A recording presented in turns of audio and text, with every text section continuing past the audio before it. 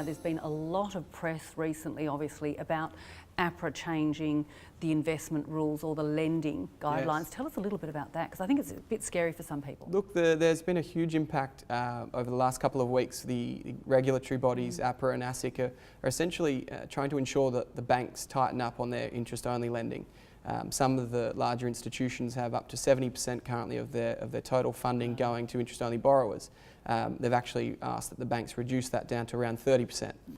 Just interesting too, because obviously if this changes and it changes the nature of loans going forward, is this going to affect possibly the housing market as people go from interest only to interest plus principal loans? And what sort of numbers are we talking? Look, most certainly, to be honest, you know, a lot of people that have structured their loans currently on interest only, if they were made to switch over to principal and interest repayments, there would definitely be some people that most likely would be struggling to make their repayments. On a $1 million loan, for example, you might be looking at an extra $1,000 a month. Wow, and that's a bit hard to find, isn't it? Yeah, exactly right. You know, and look, the banks are, when assessing the borrower's ability to repay the money, looking at a higher rate. They are building in a buffer.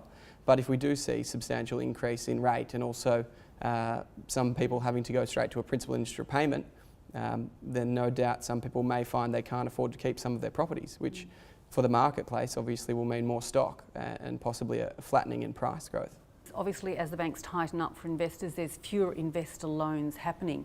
Now, that obviously, of course, is going to have a bit of an impact on the buyers actually competing at auction, being less investors, so there's more home buyers. So that might mean there's less bidders per property. Most certainly. You know, the banks are tightening up not only just on the interest only, but on the investors.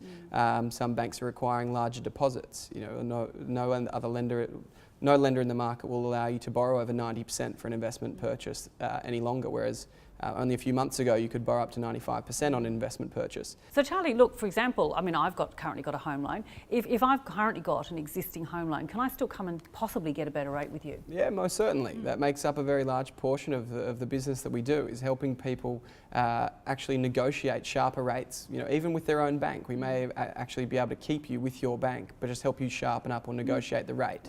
Wow.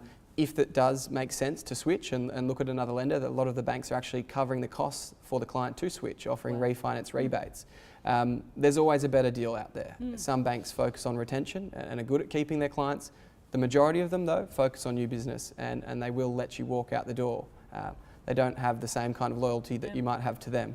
So it does make sense to assess your options, and no doubt we're most likely to find something that's maybe more suitable, but definitely more competitive. So a good idea to come for you for that financial health check. Exactly right.